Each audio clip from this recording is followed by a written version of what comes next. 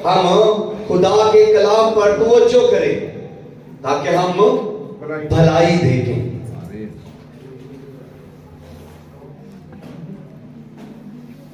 Bible मुकद्दस मेरे साथ खोलिए, मुकद्दस यूहन्ना रसूल की अंजील और उसकी 14वीं आयत, पहला बाब 14वीं आयत।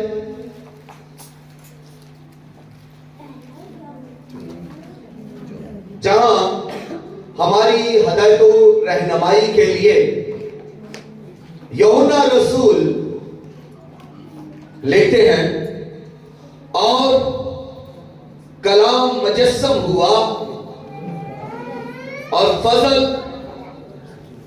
और सच्चाई से मामूर होकर हमारे दरमियान रहा, और हमने उसका ऐसा जलाल देखा जैसा बाप के इकलौते का जलाल।